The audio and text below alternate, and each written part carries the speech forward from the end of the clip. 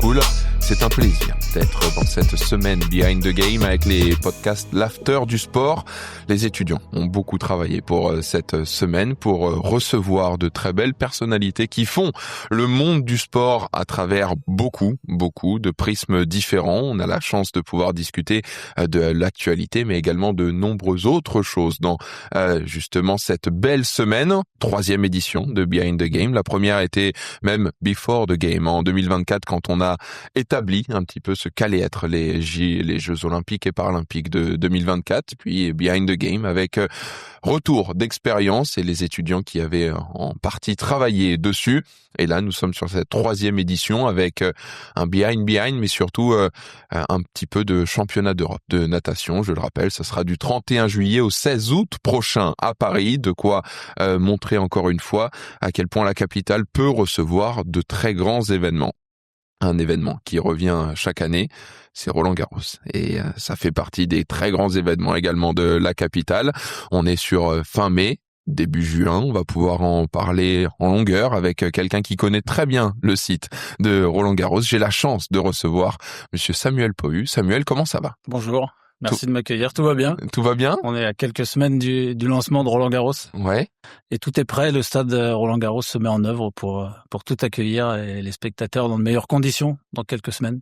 On va pouvoir voir justement où est-ce qu'on en est, où est-ce qu'on veut aller à partir de fin mai et que tout soit prêt. Comment est-ce que se déroulent les journées, comment est-ce qu'on peut gérer les invités, comment est-ce qu'on peut gérer les débordements. Bref, toutes ces choses qui sont un petit peu dans l'anonymat, qui sont les coulisses au final d'un tournoi, mais tellement important au bon déroulement. Avant de partir dans cette discussion, les étudiants prennent de plus en plus de place et on est content de leur laisser. Et tu remarqueras que Axel est avec nous et a respecté le thème. Elle est venue avec une veste Roland-Garros aujourd'hui. Donc, elle a fait les choses bien. Elle s'est dit, je veux être dans le thème absolument. Axel, comment ça va? Ça va très bien. Merci. C'est un plaisir de t'avoir. C'est toi qui clôt ces portraits de l'invité. Chronique. Effectivement, c'était des chroniques qu'on a testées au début et que j'ai été ravi, en tout cas, de vous entendre faire. Ça a été un plaisir pour moi de vous voir vous émanciper et progresser à ce niveau-là. Samuel est en face de toi, non, à côté de toi, juste sur ta gauche. Je te laisse dresser son portrait et après nous pourrons commencer cette belle discussion. Merci. Dans les plus grands événements sportifs, il y a ceux que l'on voit et ceux que l'on ne voit pas. Derrière chaque match, chaque balle, chaque émotion, chaque instant suspendu, il y a une organisation invisible, millimétrée. Aujourd'hui, on s'intéresse à celui qui veille dans l'ombre pour que tout se passe dans la lumière.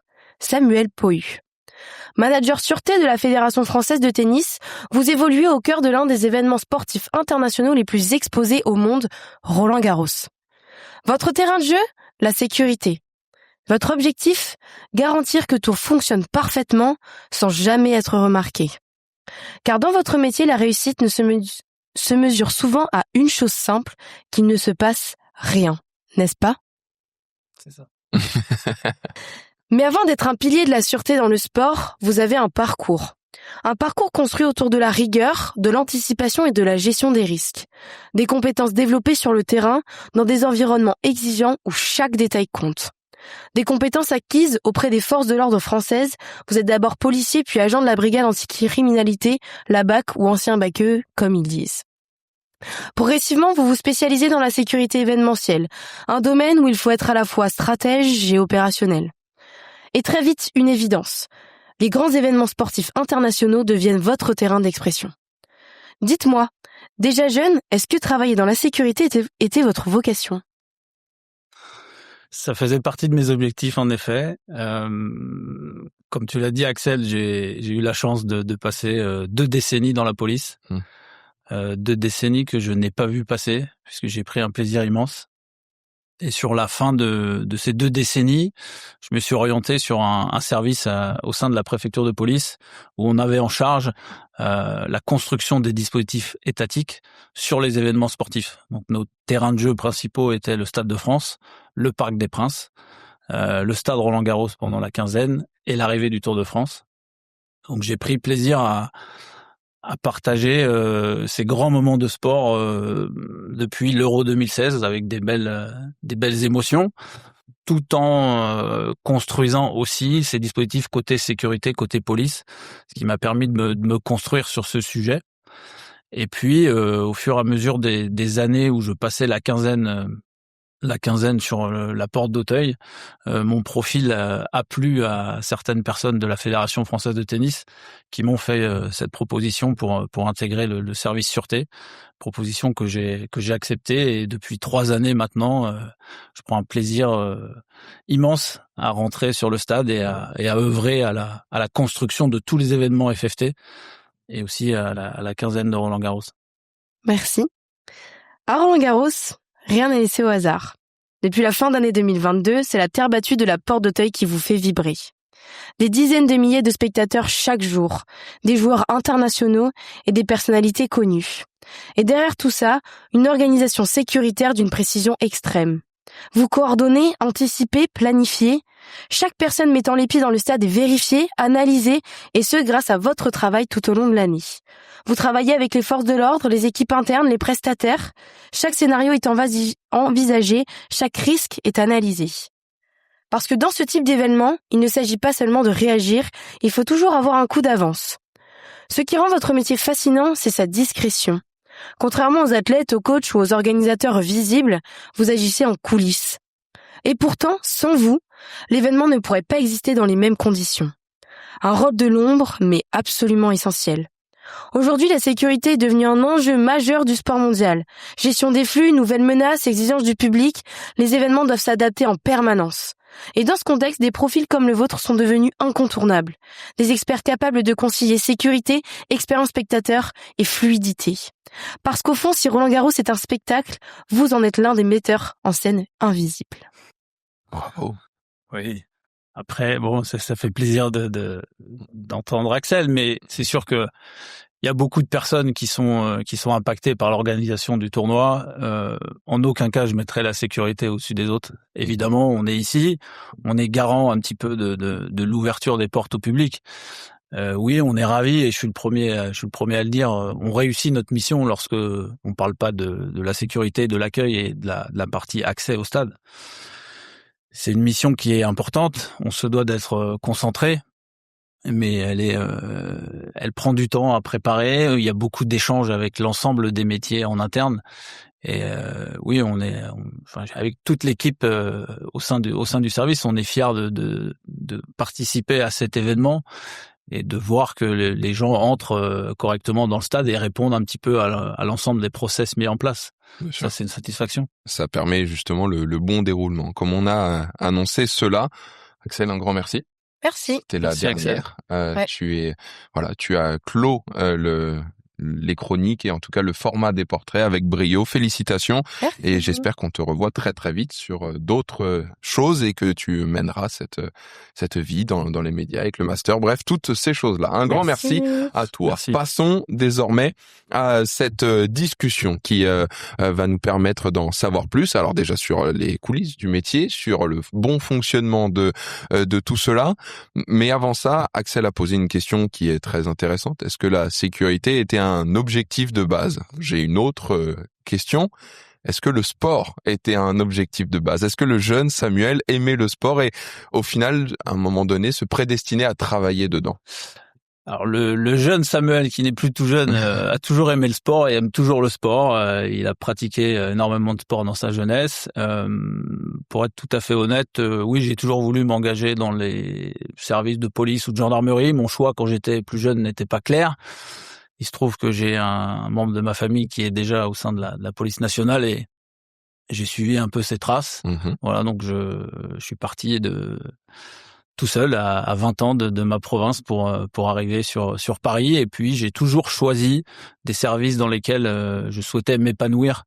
Et je suis fier de dire que durant ces 2 décennies, je n'ai jamais subi les services dans lesquels j'étais affecté. Voilà, donc on avait cette chance, et c'est toujours cette chance qui est donnée à l'ensemble des policiers de pouvoir choisir avec des candidatures dans divers services pour faire les métiers qui nous correspondent le plus. Donc j'ai pu passer 4 années à faire de la protection rapprochée. Donc ça, c'est un univers aussi intéressant à voir. Et puis très vite, je me suis dirigé sur construction des dispositifs, comme j'ai dit, sur les services d'ordre. Avant, c'était plus les services d'ordre revendicatifs, maintien de l'ordre, manifestation de voie publique, cérémonie du 14 juillet, toutes ces choses-là. Et très vite dans le sport, c'était pour un sportif intéressant de voir un petit peu l'envers du décor, que ce soit l'Euro 2016, les rencontres au Stade de France, concerts, matchs de rugby, matchs de football, évidemment le Paris Saint-Germain pendant de nombreux matchs, et puis pareil, une journée dans l'année, on organisait l'arrivée du Tour de France à Paris. Donc là, c'est aussi un dispositif important avec toutes les mesures à la fois de gestion de flux déjà, plus de circulation sur une journée dans Paris. Voilà, donc c'était des événements importants, des bons souvenirs. Et puis quand je suis allé pour la première fois en 2017 sur la quinzaine à Porte d'Auteuil, j'ai trouvé le site intéressant. La discipline, je la connaissais, mais c'est toujours aussi un plus de voir l'événement de l'intérieur. Et j'étais le premier à lever la main au service pour être volontaire, pour retourner à Roland-Garros, pour faire le lien entre la Fédération française de tennis et la préfecture de police. Ce qui permet d'avoir cette sûreté à l'intérieur, cette protection. Quand tu es passé justement sur le côté un petit peu plus sportif, oui. Tu as pu, comme tu l'as dit, faire le Stade de France, le Parc des Princes, les Champs-Élysées, enfin le système parisien oui. de l'arrivée de cette 21e étape du Tour de France, et également la quinzaine. Est-ce qu'il y a des similitudes entre oui. quand on prend ces 4 sites qui sont pourtant tellement différents? La quinzaine, c'est comme on peut le dire les premiers arrivés, en tout cas visiteurs, arrivent à 10h, le staff peut arriver à partir de 6-7h et ça part à 23h, minuit. Pendant 15 jours, le reste du temps, c'est relativement large. Le Parc des Princes et le Stade de France, ça va plus être sur du arrivée 19h, départ minuit. Et après, le Tour de France, on va être sur une partie du sud-ouest parisien qui va être pris avec toutes les routes fermées. Et bien sûr, la plus grande, la plus belle avenue du monde. On va faire preuve un peu de chauvinisme, oui, mais comment dire, les Champs-Élysées qui d'un coup d'un seul sont pris et qui doivent être gérés d'une manière. Il y a rien à voir, mais est-ce que toi, tu voyais des similitudes dans ces métiers? Déjà, on a eu, depuis novembre 2015, la manière de travailler côté étatique, elle a été complètement revue. Il a fallu revoir les méthodes de travail. Et après, sur l'ensemble des sites, que ce soit le Parc des Princes, le Stade de France, Roland-Garros, je dirais, le raisonnement est le même. On a un site qui accueille des spectateurs qui se rendent par des moyens de transport pédestres, voitures à proximité. Il faut les accueillir, il faut les orienter, il faut les contrôler pour entrer dans l'enceinte. Après, il faut veiller à la sécurité de tout le monde à l'intérieur de l'enceinte et après, il faut qu'ils repartent. Que vous prenez le Parc, le Stade de France, les Champs-Élysées pour le Tour de France ou Roland-Garros, la vision est la même. Après, chaque site a ses particularités et en effet, à Roland-Garros, quand on ouvre les portes à 10h30, 11h, on est dans l'incapacité de savoir à quelle heure on va fermer les portes. Voilà, il y a 2 ans de mémoire, on était encore en train de travailler à 2h30 du matin lorsque Djokovic était sur le court. Voilà, donc ça c'est une particularité, mais globalement moi depuis mon arrivée à la Fédé de tennis, je n'ai pas révolutionné le dispositif. Ce qui avait été construit fonctionnait. On est obligé en permanence d'ajuster aussi nos manières de travailler. On évolue avec les nouvelles technologies qui s'offrent à nous. Et puis on répond aussi, malheureusement, on est en fonction de la menace. On a des échanges avec les services de l'État et on adapte nos dispositifs en fonction des risques qui sont annoncés sur la région parisienne et l'ensemble du territoire. Donc, chaque site a ses spécificités, on va dire, en fonction de la discipline, mais globalement, quand vous avez un site qui ouvre des portes, et je pense notamment à Paris, la Défense Arena, à la salle à Bercy, toutes ces choses, toutes ces salles-là, tous ces dispositifs sont sensiblement les mêmes. Parce qu'il y a cette continuité et tu es également sur ces activations en étant à la Fédération française de tennis. On gère forcément les tournois qui sont dans le prisme parisien. Arrivons justement sur ce rôle de manager sûreté à la FFT. Comment est-ce que ça s'est fait? Tu l'as dit, j'ai goûté à cette quinzaine de Roland-Garros. J'étais le premier à lever la main pour y revenir. Tu t'es démarqué, on est venu te chercher. Comment ça s'est finalement ficelé cette affaire? Eh ben, à la fin de l'été, j'ai reçu un appel de la fédération de tennis qui avait une réforme en cours sur le sujet de la sûreté. De l'accueil et de la partie contrôle d'accès. On a demandé à me rencontrer, puisque là on m'a fait savoir que mon profil intéressait. Alors il y avait quand même une petite appréhension de ma part, puisque 20 ans dans la police, on prend un certain confort, on a ses habitudes de travail, et je me suis dit la proposition, l'opportunité, elle arrivera pas plusieurs fois. Il y a ce système je peux mettre entre guillemets mon contrat de policier sur pause, le temps de passer du côté privé, de quitter la fonction publique, de passer du côté privé. Mais voilà, je me suis dit il faut tenter le coup. Je partais pas non plus dans l'inconnu, puisque le site je le connaissais quand même un petit peu. J'allais être accompagné également, donc voilà, j'ai saisi cette opportunité qui s'est présentée à moi et j'en suis ravi. Et je vous dis, chaque matin c'est un plaisir de rentrer sur le stade. C'est un endroit mythique. C'est un bel endroit. On a la chance d'être à proximité du bois de Boulogne. Enfin, pour le cadre de travail est idéal. Le personnel de la FFT, c'est une grande famille. J'ai découvert des gens passionnés. J'ai découvert aussi une manière de travailler différente de la fonction publique. Donc je suis ravi d'aller chaque matin au travail. On a parlé du sport. Quand tu étais jeune, est-ce que le tennis faisait partie des sports que tu suivais? Est-ce que le tennis a fait partie potentiellement des sports que tu as pratiqués? Comment est-ce que est venu se greffer, j'ai envie de dire, le tennis dans ton quotidien? Alors, à la base, je suis joueur de foot. Oui. Voilà, j'ai joué à un niveau régional en province. J'ai joué quelques années étant jeune au tennis. Moi, j'ai stoppé par rapport à mon activité pro. Et j'ai repris quelques années justement avant d'intégrer la Fédé en club et je joue toujours un petit peu à un modeste niveau. Mais oui, c'est un sport que j'apprécie. J'aime bien le côté sport collectif. Mais le tennis, sport individuel, il n'y a pas vous le savez tous, il n'y a pas de secret. On est tout seul à tenir la raquette. Toi contre toi-même. Voilà, exactement. Faut pas se cacher. Dans la victoire comme dans la défaite, on est tout seul. Et les valeurs du tennis, oui, elles correspondent à toute personne qui aime le sport. C'est un sport qui est difficile.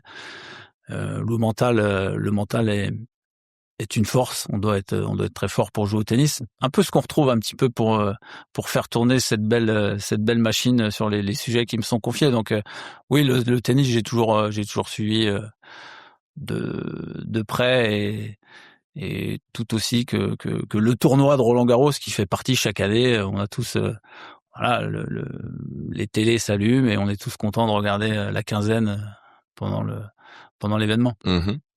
Roland-Garros, si on reprend, c'est 3 semaines dans l'année en comptant cette semaine de qualification. Après, on peut élargir avec tous ces intérimaires qui viennent avant pour mettre en place le stade, pour le démonter ensuite.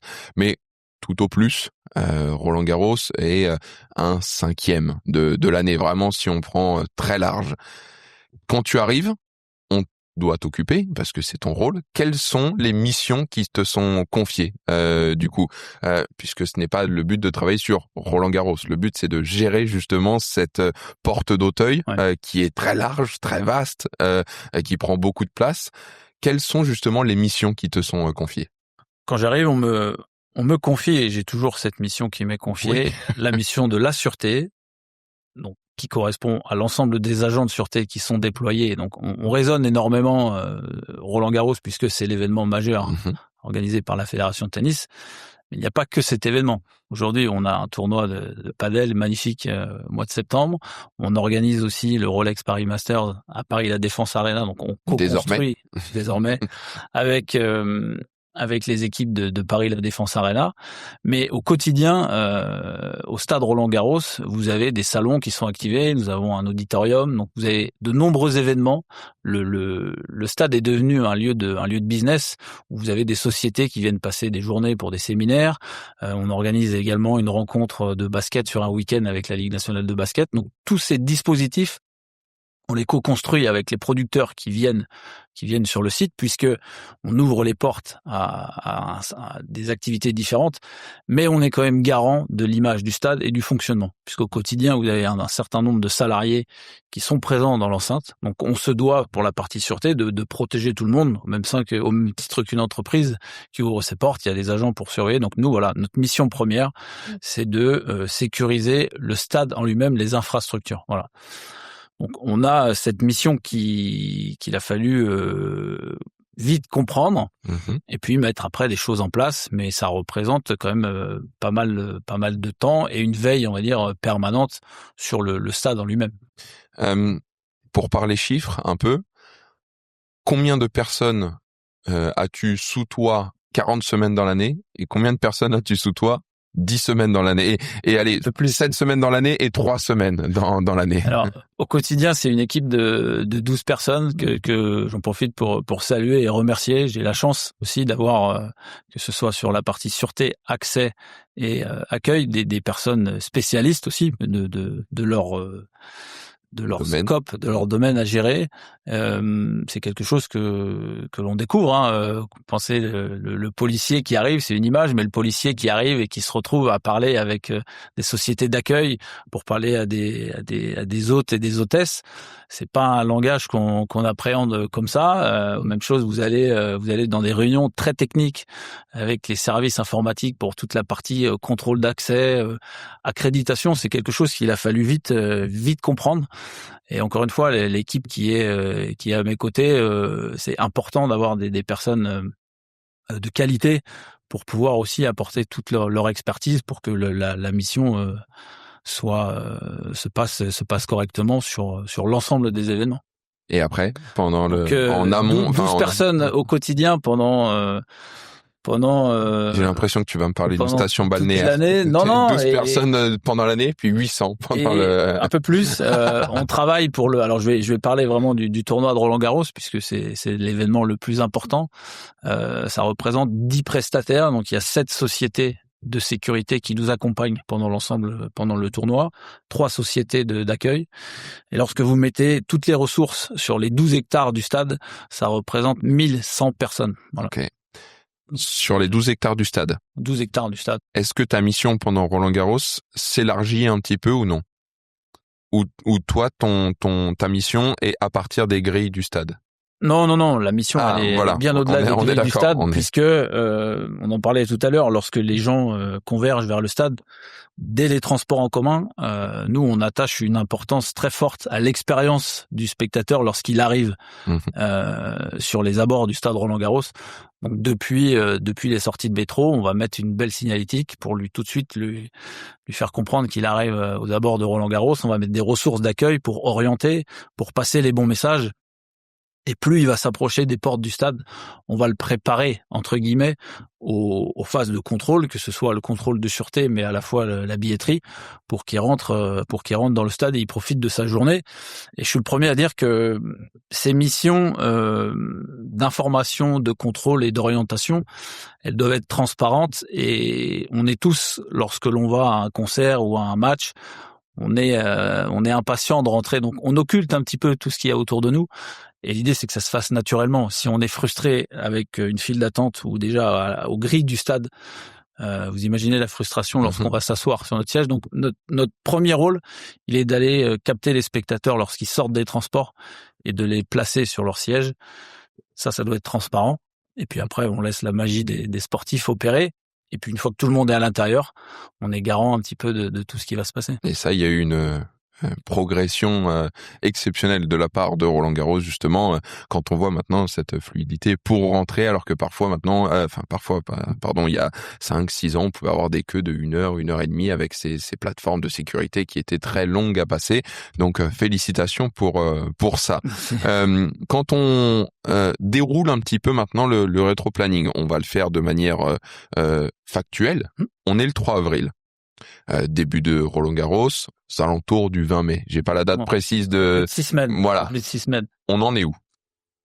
On en est où? Le stade est déjà, je me faisais la remarque ce matin, le stade est déjà en effervescence. Vous avez toutes les techniciens qui commencent à installer les AGECO supplémentaires, le stade commence à reprendre vie sur le tournoi. Vous avez le personnel des cours, la terre battue qui fait un travail considérable, qui est déjà sur le pont. Voilà, le stade, ça y est, il reprend vie et c'est ce qu'on aime. Je vous cache pas qu'on est tous aussi impatients que ça débute chaque année. On est aussi ravis quand ça se termine, parce qu'on est fatigué. Mais pour le sujet qui nous concerne aujourd'hui, je dirais qu'on est dans les ajustements. Ok. Commencer Roland-Garros, on commence au mois de novembre-décembre. On a déjà débriefé. Sortir on débriefe très rapidement. Alors c'est un travail collectif. Il y a un grand débrief qui est organisé avec tous les métiers. Vous avez le sport, bien évidemment, les médias, vous avez les partenaires, et on se met tous on fait une grande réunion, on débrief, chacun apporte sa vision sur le tournoi qui vient de se préparer. Et puis on a la gouvernance qui nous propose et qui nous annonce aussi les enjeux de l'édition suivante. Et en fonction des ajustements que l'on nous apporte, et nous on va reprendre contact pour la partie sûreté et accueil. On va reprendre contact avec chaque métier pour se redire, voilà, sur l'édition précédente, est-ce que ça a fonctionné? Attention, cette année on va avoir tel événement qui va se construire, on doit adapter. Est-ce que ça rentre dans nos process? Voilà, donc c'est un travail qui est très fin. Puisque lorsque l'on ferme les portes du stade après la finale de Roland-Garros, on va les réouvrir que 49 semaines plus tard. Bien sûr. Pour le Roland-Garros suivant. À la différence de nos voisins et amis du Paris Saint-Germain ou du PFC et du Stade Français, tous les 15 jours, ils peuvent quand même ajuster, c'est très frais. Il y a certaines choses où nous, voilà, vous avez le tournoi qui vient de se terminer, et puis on se dit, ah oui, ça, je m'en rappelle, et puis après, on voit que ça passe un petit peu. Donc, dès la fin de l'année, on est déjà à travailler sur le tournoi suivant. Et nous, la chance que l'on a, c'est que les prestataires, on souhaite les accompagner. C'est-à-dire qu'ils nous accompagnent sur le temps de leur contrat avec nous. Et on est très exigeant déjà avec comme je vous disais, l'image que le spectateur a du stade lorsqu'il va rentrer. Donc on souhaite vraiment que nos prestataires nous accompagnent dans nos valeurs et les messages que l'on doit tous faire passer. Donc on a des travails individualisés avec eux, et on fait en sorte que le nouvel acteur on a cette année des prestataires qui vont débuter pour leur premier Roland-Garros. Okay. On souhaite que ce soit aussi transparent pour le spectateur. On emmène tout le monde, tous nos prestataires, on les amène pour travailler tous ensemble sur ce bel événement. Quand va se faire le prochain grand virage pour Roland? On l'a dit, à 6 semaines. À partir de quand la vitesse va s'accentuer de plus en plus en termes de sûreté? Est-ce que ce sera seulement pour le début des qualifications? Est-ce que un peu avant? Comment? C'est bien avant. Bien avant. Début mai, on va rentrer ce qu'on appelle en mode tournoi. Ok. Donc à partir du lundi 4 mai, chaque personne qui entrera dans le stade Roland-Garros, que ce soit pour travailler, livrer, finir de monter un espace, il devra avoir préalablement précisé sa venue, être accrédité. Voilà, dès le 4 mai, on est en phase mode tournoi. Ça, c'est quelque chose que on met en place, des process qui sont déjà mis en place, que tout le monde respecte. Je vous donne un chiffre, le tournoi de Roland-Garros, c'est 27 000 accrédités sur l'ensemble de la quinzaine des 3 semaines. Donc ça représente des gros contingents, que ce soit la restauration, les médias, la logistique. Il y a un gros travail de logistique. Donc on est obligé de mettre des process et de les faire respecter. Mais franchement, tout le monde respecte nos process, et ce qui fait aussi notre force. Juste un aparté sur les accrédités. Comment est fait justement ce filage sur les accréditations afin de pas accréditer n'importe qui? Justement, comment est-ce qu'on valide une accréditation? Comment se font les recherches sur C'est à la responsabilité de chaque métier. Okay. Je prends pour exemple la restauration. Nos collègues de la restauration ont accès à une plateforme. Ils insèrent et ils recensent le personnel qu'ils doivent accréditer, et après ça passe dans nos systèmes pour délivrer toutes ces accréditations. Et globalement, ce sont quand même on travaille avec des sociétés sérieuses. Oui. Toutes les vérifications sont faites préalablement, donc on n'a pas d'inquiétude sur cette manière dont les gens sont accrédités. Sont recrutés et sont accrédités. C'est encore une fois, on fonctionne de la même manière que nos voisins du parc, de Jean-Bouin, du Stade de France. On n'a rien de plus que les autres, si ce n'est la durée totale de notre événement et la répétition de ces 21 journées qui sont très longues, qui sont éprouvantes. On est bien d'accord. Question également sur, on a des étudiants qui sont dans le sport, qui connaissent à quel point le calendrier parisien peut être chargé. Et parfois, ça peut arriver. Roland-Garros est en même temps qu'un match du Paris Saint-Germain. Roland-Garros est en même temps que la finale de la Coupe de France. Je dis rien, qui va se dérouler au Stade de France cette année, un vendredi. Forcément, il n'y a pas 1 million de personnes qui travaillent dans la sécurité, il n'y a pas 1 million d'agences de sécurité. Comment est-ce qu'on gère ces moments-là? On les gère en amont, on connaît, mais quand une personne doit être à 2 endroits à la fois, comment est-ce qu'on arrive justement à gérer ces moments-là? Alors, nous, quand on contracte avec nos prestataires d'accueil de sûreté, c'est transparent pour nous et on s'en préoccupe pas. Okay. Nous, on raisonne avec un besoin effectif de 20, 30, 40, 50 ressources.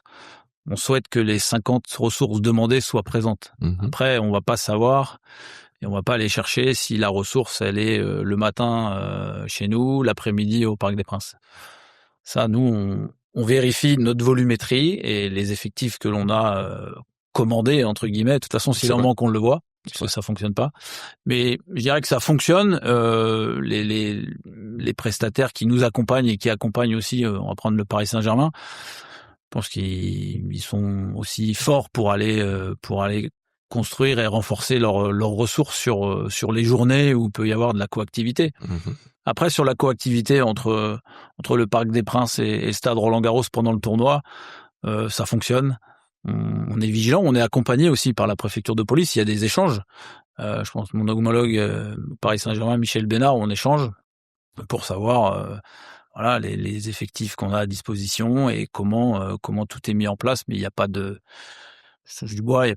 pas de difficulté. On a eu le cas l'année dernière pendant le tournoi avec les célébrations de la victoire du Paris Saint-Germain en Ligue des Champions et tout s'est très bien passé. Donc tout le monde arrive à cohabiter ensemble. Ça, à ce niveau-là, quand c'est bien géré, orchestré, c'est une certitude, tout le monde arrive. Mais parfois, il y a des micmacs à faire avec ceux qui travaillent le matin, l'après-midi, et puis un besoin de ressources humaines qui est important.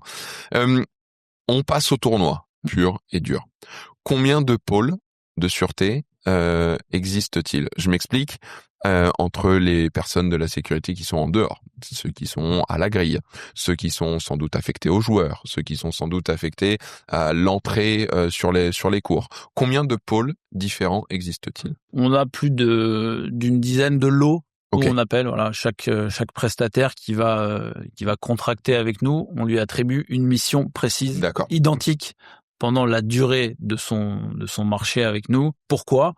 Puisqu'on considère à nos yeux que la société que l'on choisit, elle est spécialiste sur la mission que l'on recherche et on va lui affecter cette mission sur l'ensemble de son contrat avec nous, ce qui va éviter d'avoir des doutes et surtout des formations supplémentaires si on l'emploie sur une mission pendant le tournoi de Roland-Garros, une autre sur le padel, une autre sur un match de basket. Voilà. Un acteur qui fait, je vous donne un exemple, qui fait de la palpation aux grilles du stade.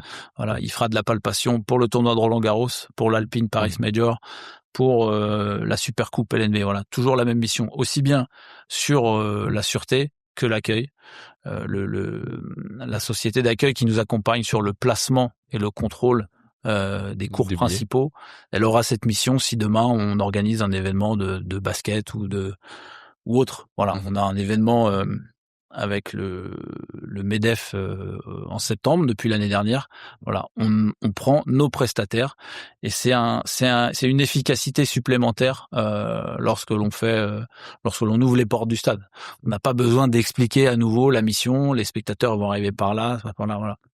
Ils ont leurs habitudes, notre manière de travailler, ils la connaissent. Et puis après, on adapte. À chaque événement, on adapte les spécificités qui pourraient avoir lieu sur chacun des sujets. On va partir dans le un petit peu croustillant. C'est normal. On est obligé de faire ça. Ça va de soi. Si je parle avec bien sûr tout le respect, mais si je parle des agents de sécurité qui palpent, pas sûr que ça intéresse énormément les étudiants. Pourtant, ça devrait. Mais passons par exemple aux gardes du corps, à ceux qui entourent un Rafael Nadal en 2024. Tu avais commencé, un Novak Djokovic récemment, un Carlos Alcaraz, un Jannik Sinner. Comment est-ce que sont recrutées ces personnes-là? Est-ce que toi, tu as un visu sur les personnes? On te dit, OK, ce sera eux. Est-ce que c'est la société qui s'en charge totalement? Est-ce que on reprend et potentiellement les joueurs demandent les mêmes agents d'une année sur l'autre? Comment est-ce que sont régis justement ces moments-là? On fait attention à tout ça. Déjà, les sociétés qui répondent à ce lot-là, on appelle ça chez nous, c'est l'accompagnement des joueurs. On n'appelle pas trop garde du corps. Non, mais et ça en revanche, c'est quelque chose que j'ai été. Je suis attentif à ça depuis mon arrivée. Je voulais casser l'image de l'agent de sécurité, costume noir, chemise blanche, cravate noire qui suivait le joueur. Voilà, on est sur un événement sportif. Je voulais que ce soit un petit peu plus naturel, donc on a un petit peu modifié les tenues. Et lorsque on est sur la partie appel d'offres avec la société spécialiste, je vous ai dit tout à l'heure, on a des échanges avec eux. Et ça fait partie de nos besoins, de nos exigences, d'avoir des profils aguerris à ces missions. On n'est pas sur une mission de protection d'une personne publique ou quelqu'un qui pourrait avoir un garde du corps. Là, on est sur un événement sportif. Je dis pas qu'il n'y a pas de risque, mais c'est une autre approche. Oui, on est sensible aux profils qui nous sont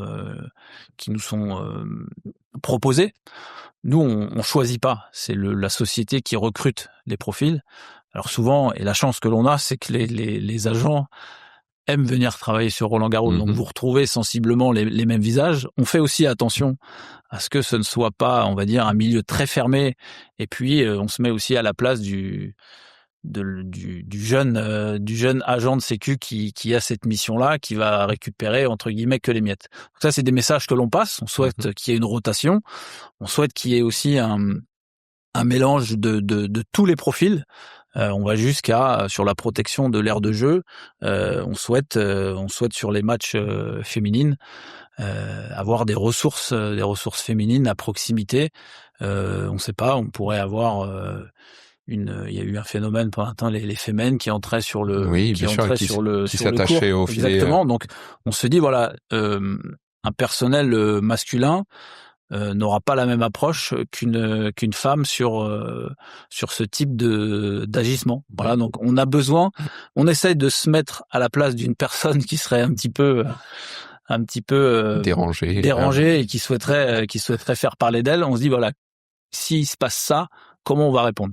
Tout en sachant qu'on souhaite répondre le plus rapidement possible pour que l'action cesse. Voilà, donc c'est des échanges réguliers que l'on a avec l'ensemble des prestataires et on affine vraiment nos process. Et après, je vous dis, ça se passe très bien. On a des échanges avec eux, des référents désignés chaque jour. On fait des briefs, des débriefs et puis tout se passe bien. Si on reste un petit peu dans les anecdotes croustillantes, l'année dernière, normalement, le cours Philippe Chatrier est tout le temps foulé par des joueurs de tennis avec une raquette, des chaussures de tennis, bref, toutes ces choses-là. Et puis d'un coup d'un seul, le surlendemain, si je ne dis pas de bêtises, on a vu un homme avec un pantalon beige arriver et une coupe, des lunettes de soleil et puis une coupe avec des grandes oreilles. Qu'est-ce que ça change dans une journée? Comment est-ce que on sécurise le tout? Ousmane Dembélé était la personne sans doute la plus appréciée en Île-de-France à ce moment-là. Est-ce qu'il y a des changements ou est-ce qu'on suit justement le tempo avec 2-3 ajustements? Ils viennent s'insérer dans un dispositif qui est solide, puisque on parle en l'occurrence, on parle d'Ousmane Dembélé avec la coupe aux grandes oreilles, mais autour de lui, dans le stade, il y a plus de 30 000 personnes. Donc, Ousmane Dembélé était en sécurité, comme les 35 000 personnes qui étaient dans le stade. Après, ce qu'il faut, c'est, lorsque l'on a l'information, on la traite de la même manière que lorsqu'on nous annonce une arrivée. On l'a eu sur le premier jour du tournoi, quand vous avez l'hommage à Rafael Nadal, et vous avez quand même 3 légendes qui rentrent avec lui sur le court. On le traite de la même manière. Évidemment qu'il y a cette effervescence puisque tout le monde attendait la victoire du Paris Saint-Germain. Après, on est aussi intérieurement, on est content d'avoir la coupe qui entre sur le central, mais il vient s'insérer dans un dispositif. On est très attentif lorsqu'on nous dit que la voiture est en approche. On s'assure qu'elle soit bien à l'intérieur du stade. Et puis après, je vous dis, le dispositif est déjà en place, il roule. Donc ils viennent s'insérer et puis voilà, tout le monde est ravi.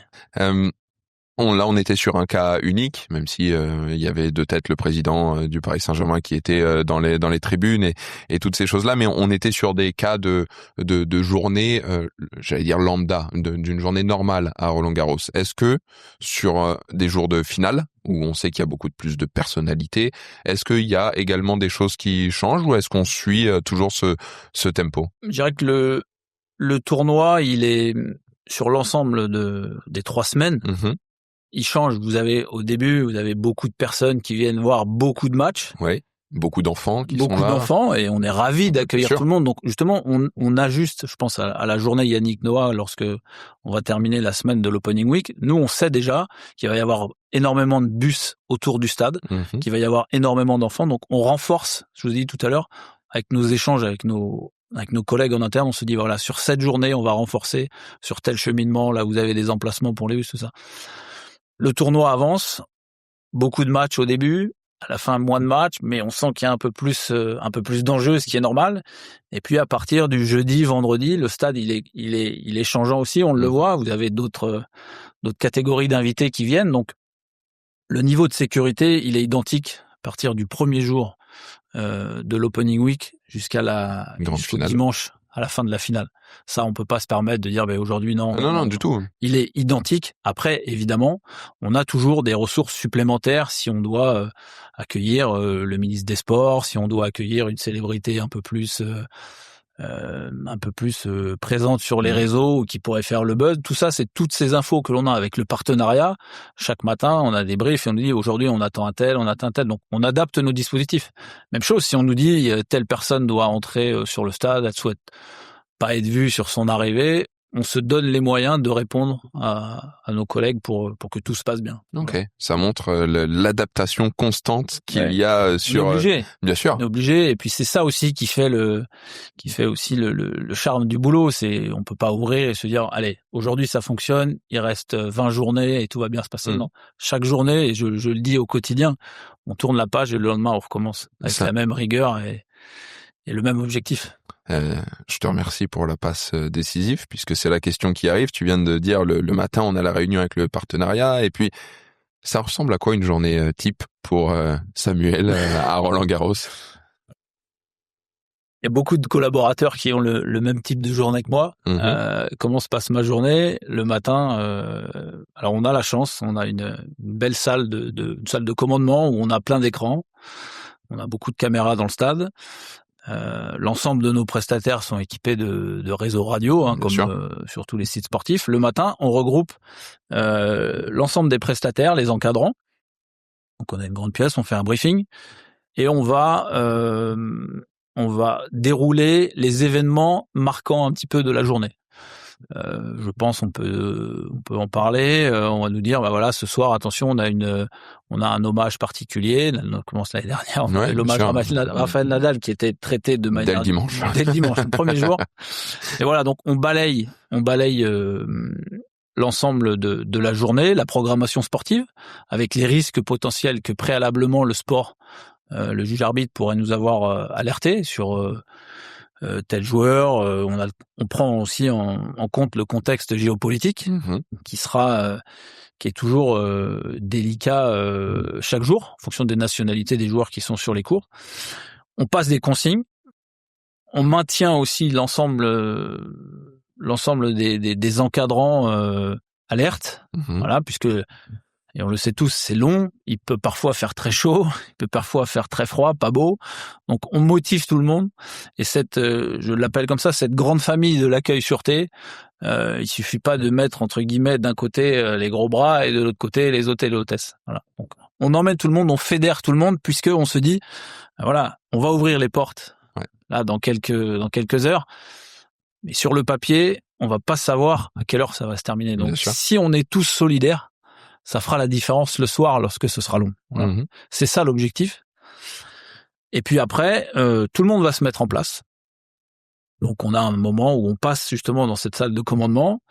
On surveille, on écoute les mises en place de chacun, et après, on part des cours. Une fois que tous les effectifs sont en place, on va aussi, parce qu'on n'agit pas tout seul, on a un service de coordination, et on fait savoir que l'on est prêt à ouvrir les portes. Et quand on nous donne le go, voilà, après on fait dérouler, on appuie sur un bouton où il y a une petite annonce, les portes sont ouvertes.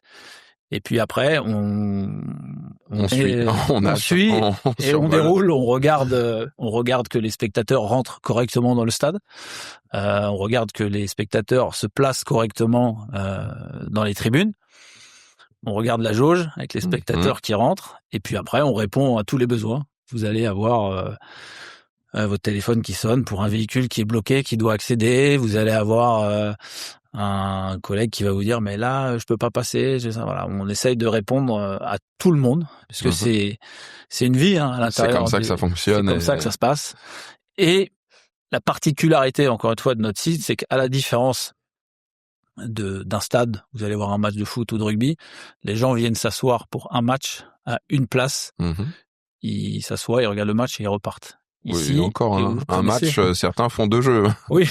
Non, mais je parle pour le. Bien sûr, pour le match de foot. Et vous allez sur le cours Philippe Chatrier, vous asseyez, vous pouvez sortir, vous pouvez aller sur les annexes. Donc, on a cette gestion de flux qui est très importante. Il faut être vigilant à l'intérieur des allées. On a toujours des endroits, et tout le monde le voit, hein, les allées sont quand même très étroite, et la gestion de flux elle est très importante pour nous. Donc on a différents capteurs, on a quelques alertes pour veiller à ce que tout le monde circule librement dans le stade. On a une jauge évidemment, bien sûr, mais à l'intérieur vous pouvez avoir un Français qui fait une perf, vous en avez parlé tout à l'heure sur le cours 14. On sait que les gens vont se ruer vers le cours, au bout du stade en plus. Exactement. Donc il faut passer des deux côtés du Langlaine, ça bloque, ça. L'anticipation, on arrive et on le voit, on a le tableau des scores. Bien sûr. Et on a la chance, et je le dis souvent, on est dans un endroit où on voit tout et on entend tout. Voilà, donc on essaie de pallier à tous ces mouvements à l'intérieur du stade et d'anticiper. Voilà. Roland Garros, et je parle en connaissance de cause, j'ai eu la chance de faire justement les 4 tournois du Grand Chelem. Les 3 autres ont une particularité, c'est que sur les annexes, il n'y a pas de queue, c'est un flux continu. À Roland Garros, les portes sont fermées entre le 7 et le 9, entre le 6 et le 8, entre le 4 et le 5, entre le 2 et le 3. À quoi ça sert? Est-ce que c'est de la prévention? Est-ce que c'est justement pour ces jauges? Est-ce que c'est pour de la sécurité? Est-ce que c'est pour avoir ce French flair et garder justement un petit peu la main mise sur les personnes en tribune et moins déranger les joueurs? Ça doit aussi être plus compliqué à gérer en termes de sécurité. Comment ça se passe? Tu l'as dit, la priorité c'est pour les joueurs, parce que s'il y a un cours et que ce soit un bazar phénoménal autour du cours, c'est pas l'idée. Ouais. On maîtrise nos flux. Voilà, donc le fait de maîtriser, de réguler et d'anticiper, ce que je disais tout à l'heure, nous on a nos process, on place des ressources à différents endroits pour orienter les spectateurs et pour passer des informations. Si on sait que le cours numéro 7 est plein, on va se mettre aux abords du cours 7, mais en amont, pour éviter d'avoir les spectateurs. Donc tout ça, on sait l'anticiper. Et on est obligé de fermer un petit peu parce que sinon, si on laisse tout ouvert, c'est difficile entre guillemets à défendre. Voilà, donc on a des process clairs pour maîtriser ces flux à l'intérieur du stade. C'est là où tout se gagne. C'est là où tout se gagne. On est déjà, je prends l'exemple du cours Philippe Chatrier, quand vous avez les 14 000 personnes qui sortent des tribunes. On a préalablement. C'est un beau bordel dans l'allée centrale déjà. C'est un bordel organisé, mais bien sûr. On a préalablement nous positionné des effectifs et qui passent des messages. Okay. Voilà, pour faire sortir les gens, mais pour éviter aussi que certains aillent se mettre dans l'embouteillage, si je peux dire. Bah, c'est ce fameux, cette allée qui mène du Châtrier, enfin de la place des Mousquetaires au Châtrier au Langlaine. Question à 20 000, question compliquée. Parce que dans le monde du tennis, malheureusement, c'est sans doute comme ça qu'on est vu. Ce que je dis il n'y a pas de... Quand on a le chauvinisme, c'est dans les deux sens. Est-ce que le public français est le pire public du monde à gérer, en tout cas? Je pas forcément d'avis. Moi, je suis ravi de voir quand on a un joueur français qui fait des perfs. Je suis ravi de voir le comportement et les supporters français. Après, c'est toujours pareil. Nous, on est en capacité de gérer, d'aller voir. Alors, on n'a pas de phénomène de supporterisme dans le tennis, quoiqu'il y a quelques petits groupes de plus en plus de tennis, de fans, mais nous, on échange avec eux et on est ravis de les avoir à l'intérieur. Et ils comprennent, ils respectent l'esprit du tennis. Voilà. Dire que le spectateur français, il est chauvin, j'ai pas tellement d'avis, mais globalement, ça se passe bien. Oui. Globalement, ça se passe bien. Et alors quelquefois, on l'a vu l'année dernière, il y a des gens qui s'énervent un petit peu entre eux. On est là et on a de l'info, on sait ce qui se passe sur les cours. Notamment, le juge arbitre est aussi sensible. Vous savez qu'on est en lien direct avec la partie arbitrage. Donc dès qu'il y a quelque chose sur un cours, l'info nous est remontée et on est en capacité d'envoyer du monde pour avoir une physionomie. Voilà. Ouais. Et globalement, ça se passe très bien. On l'a vu l'année dernière avec Loïs Boisson qui a amené toute cette effervescence et on espère que cette année on va avoir des joueurs français qui vont performer possible, le plus loin dans le tournoi. Déjà 2 éditions, en tout cas de Roland Garros, 3 éditions et la 4e qui va arriver. Plus les JO. Plus les Jeux Olympiques de 2024 qui ont eu lieu et Paralympiques. Est-ce qu'il y a un moment où par contre ça s'est mal passé, où il y a dû mettre plus de ressources dans l'intervention, il y a eu quelque chose qui malheureusement n'était pas prévu et qui s'est déroulé et il a fallu agir. Il y a toujours des petits imprévus. Comme je vous l'ai dit tout à l'heure, je suis arrivé sur un dispositif qui était construit, qui était stabilisé. J'ai pas réinventé le dispositif. On a apporté des ajustements. Non, globalement, tout se passe pour le mieux. Je touche du bois. On a l'année dernière, on a eu malheureusement un malaise cardiaque à la croisée, un endroit stratégique du stade. On a pris les mesures qu'il fallait pour favoriser l'arrivée des secours. La personne s'en est sortie, donc on était content. Mais voilà, vous avez forcément, et c'est ce que je dis, notre dispositif, il est en place et il ne tient que sur des plans et des tableaux Excel. À partir du moment où on ouvre les portes, je dirais pas qu'on subit, mais on va anticipe, on va anticiper et dès qu'il y a quelque chose qui dévie de notre fonctionnement ou qui est anormal, on prend les décisions de manière collégiale pour répondre tout de suite à ce besoin. Donc on n'a pas eu d'incident majeur. Encore une fois, on arrive dans un endroit qui est stable. Et les gens rentrent, respectent un petit peu nos process et tout se passe correctement. Alors évidemment, vous avez toujours, je pense notamment à ces sessions de soirée, quand on fait entrer un volume de spectateurs en fin d'après-midi qui viennent assister au match de soirée. Quand le match de journée n'est pas terminé, on les fait entrer dans le stade, qui profitent aussi de l'expérience. Puis après, on a un système de ratissage du cours Philippe Chatrier, le temps de le remettre propre pour après faire rentrer les spectateurs de soirée. Mais globalement, tout se passe bien. Et c'est d'ailleurs aussi intéressant parce que je passe la majeure partie de mes journées dans cette salle. Je sors aussi pour aller un petit peu prendre la température dans les allées. Et quand vous voyez, je pense que tu l'as vu aussi, quand on voit le sourire des gens dans les allées, on est aussi... c'est une phrase que l'on dit souvent en interne, on est là pour donner du plaisir aux gens. Et quand vous voyez les gens sortir, que ce soit des cours, des allées, de partout, on est content.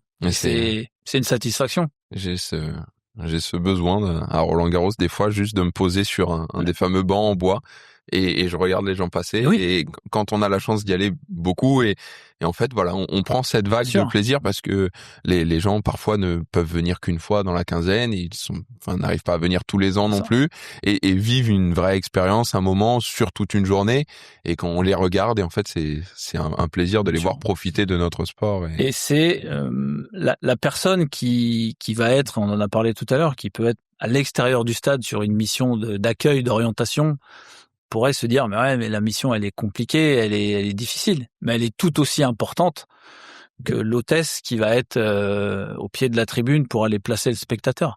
Si toutes ces mesures mises en place et tous ces points de passage sont transparents pour le spectateur, pour nous c'est gagné. Quand vous avez les gens qui s'assoient sur leur siège et qui ont le sourire aux lèvres, nous on est ravis. Ça fait partie du jeu.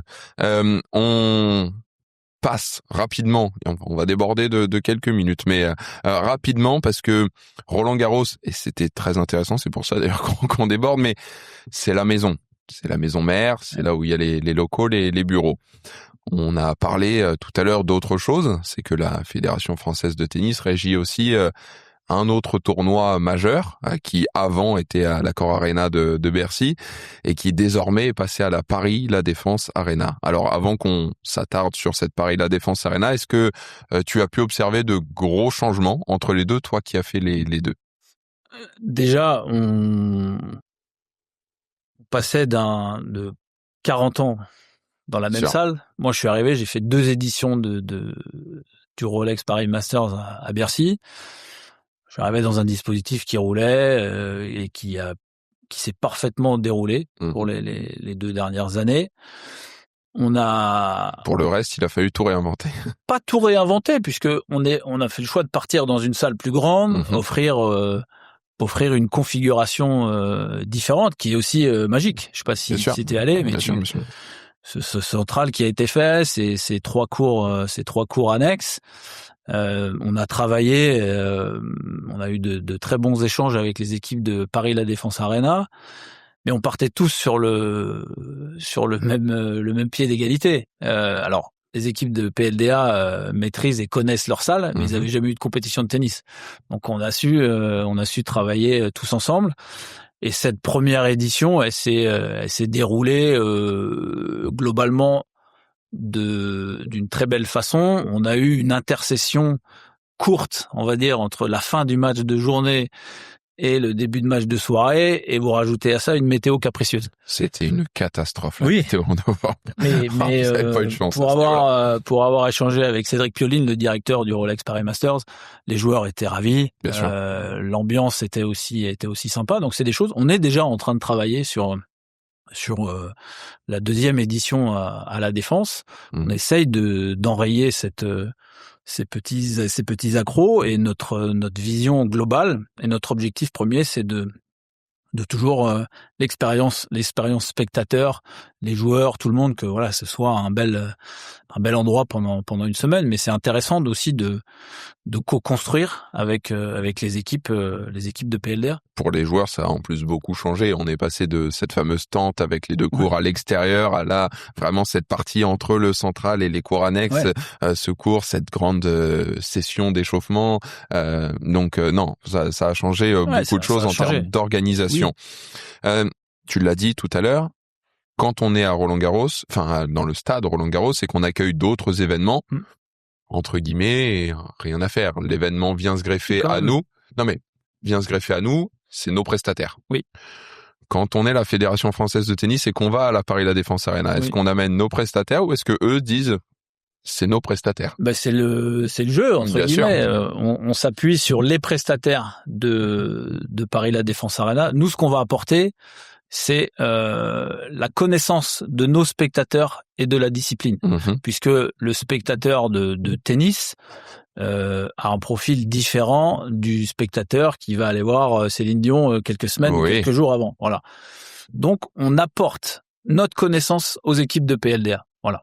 Et après, on travaille avec eux pour dire, nous, on leur parle de cette manière, on fait ci, on fait ça. Voilà. Et ça se passe correctement. De la même manière que lorsque nous, on accueille au mois d'octobre au stade Roland-Garros une épreuve de skateboard, SLS, sur le Langlade, le producteur nous dit, voilà, nos spectateurs de skateboard ne se comportent pas comme un spectateur de tennis. Donc, on le prend en compte. Ouais. Voilà. C'est vrai que c'était assez rigolo, amusant quand on est arrivé sur place et j'ai eu le retour de plein de personnes qui au final rentraient sur le cours central avec les personnes, les hôtesses, qui leur disaient non mais allez vous asseoir, et c'était les points, et que les personnes qui étaient habituées au tennis disaient bah non, ça joue, on va respecter les joueurs. Ah non, allez-y. C'est ce que je disais tout à l'heure sur cette année 1, c'est des messages sur lesquels on appuie pour se dire voilà.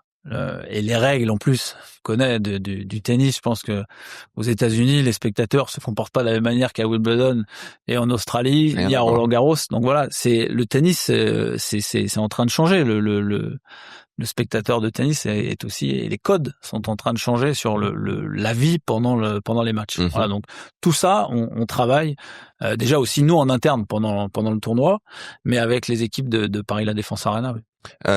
La Paris La Défense Arena est déjà la plus grande salle d'Europe, pour commencer, et l'une des plus récentes, avec des phases bien arrêtées. On le voit, on est scanné de la tête quand on arrive. Il y a des nouvelles phases de sécurité.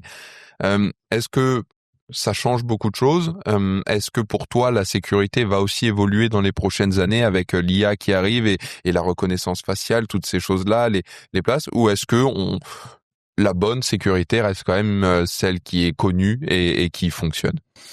C'est un mélange de tout. La sécurité de manière globale, elle est en train de changer. Elle évolue, elle progresse.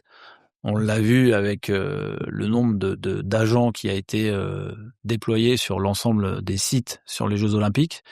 Il y a des très bons profils. Après, moi, je reste mesuré sur la technologie. Le grand débat sur l'intelligence artificielle, sur la reconnaissance faciale, on en est encore très loin. Il faudra toujours des agents, quoi qu'il en soit. Bien sûr. Après, il faut apporter un petit peu de technologie nouvelle, mais tout en les maîtrisant. Et simplement celles qui peuvent faciliter. Exactement. Nous, sur le stade Roland-Garros, on emploie et on utilise des technologies nouvelles, des portiques à détection de masse métallique, ce qui permet de faire passer un nombre supplémentaire, de gagner en efficacité pour éviter d'avoir ces files d'attente à l'extérieur du stade, mais tout en maîtrisant aussi ce qui rentre sur le stade. Je donne pour exemple sur une porte hospitalité, l'invité qui vient pour un déjeuner d'affaires, qui est habillé comme nous, qui a juste son téléphone et ses clés de voiture avec son billet sur son téléphone, à aucun moment on va le palper. Il va passer dans un portique. S'il n'est pas détecté avec une masse métallique, à aucun moment il est touché. Donc encore une fois, l'expérience spectateur, le parcours client, il est très intéressant. Donc on regarde ce qui se fait sur différents sites. Après, avoir une reconnaissance faciale, tout ça, je pense qu'on en est encore loin. Et puis, on a besoin d'être, je dis nous, c'est les organisations sportives, on a besoin d'être accompagnés aussi à la fois par l'État qui nous aide sur nos événements. Mais on peut pas faire tout seul. On a besoin d'humains. Comme besoin d'humains. La dernière question sur la sécurité. On sait qu'on est dans le domaine du sport et que tout le monde un peu prend les idées de tout le monde, de tournoi en tournoi. C'est ce qui fait aussi progresser, le mot que tu viens de dire, les tournois entre eux, et qu'on va toujours chercher un peu plus haut. De qui tu t'inspires et quelles sont les dernières grandes nouveautés ou les dernières choses où tu t'es dit, ok, ça, prochaine édition, on va quand même essayer de le rentrer, c'est vraiment intéressant. J'ai pas vraiment de modèle. Ok. Je travaille énormément sur le tournoi précédent, sur les débriefings, sur ce qui a fonctionné, sur ce qui n'a pas fonctionné. Évidemment que je vais voir un petit peu ce qui se passe ailleurs. J'ai eu la chance d'aller l'année dernière voir nos amis londoniens. Très bien. C'est une autre approche aussi. Je suis pas là pour dire on est meilleur que les autres sur la partie sûreté, de dire eux ils sont moins bien, nous on est moins bien. Non. Et puis tu vas pas mettre des gardes devant le Châtrier. Il y aurait que très peu de. Mais ce qu'on souhaite, c'est avoir quelque chose de cohérent, puisque mettre des agents, des hôtesses, empiler les missions et les ressources, déjà c'est un coût. Mais est-ce qu'on est vraiment efficace? Voilà. Nous on se pose les bonnes questions en se disant voilà, maintenir un niveau de sécurité très élevé, ne pas surjouer. Faut pas que ça soit une contrainte non plus pour tout le monde. Mais il faut pas qu'on rentre non plus comme dans un moulin. Donc ça passe par, encore une fois, l'orientation, mais aussi à l'intérieur avec, je vous ai dit tout à l'heure, on est 27 000 à être accrédités, avoir un bon zoning, avoir les bonnes infos pour les bons points de contrôle. Tout ça, c'est quelque chose, on passe énormément de temps à réfléchir, à se mettre dans la peau du restaurateur, du personnel de l'entretien des cours, du caméraman. Il faut pas que ça soit une contrainte pour tout le monde. Voilà, donc... Et globalement, je vois, je vais aussi au Stade de France, je vais au Parc des Princes sur mon temps perso.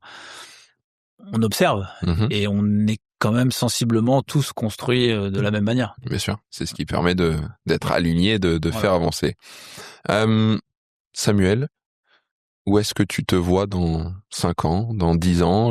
Qu'est-ce qu'on peut te souhaiter, en tout cas? Je me vois toujours à la Fédération française de tennis. Ce qu'on peut me souhaiter, c'est déjà de réussir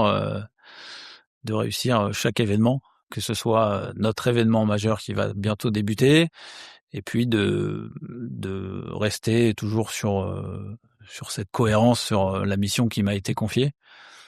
Et c'est c'est toujours, j'ai dit tout à l'heure, c'est un plaisir de construire, de voir une autre approche. À la fois de construire un défilé de mode comme on a eu il y a quelques semaines, de construire un événement un peu plus institutionnel avec le MEDEF. Voilà, je m'épanouis pleinement et quotidiennement dans mes missions à la FFT. Eh bien, sache que j'ai pris un plaisir immense à discuter avec toi durant cette heure ici à la Sports Management School. C'était avec beaucoup de factuels, avec beaucoup de professionnalisme, et on sent la passion qui t'anime, en tout cas dans tes fonctions. On s'arrête là-dessus. Merci. Un grand merci. On se voit à partir du 20 mai à la Porte d'Auteuil. Avec plaisir. Ce sera fait. Alors, prenez soin de vous. Suivez sur les réseaux sociaux tous les contenus qui sortent. Et puis, on se retrouve très, très vite. Bye bye.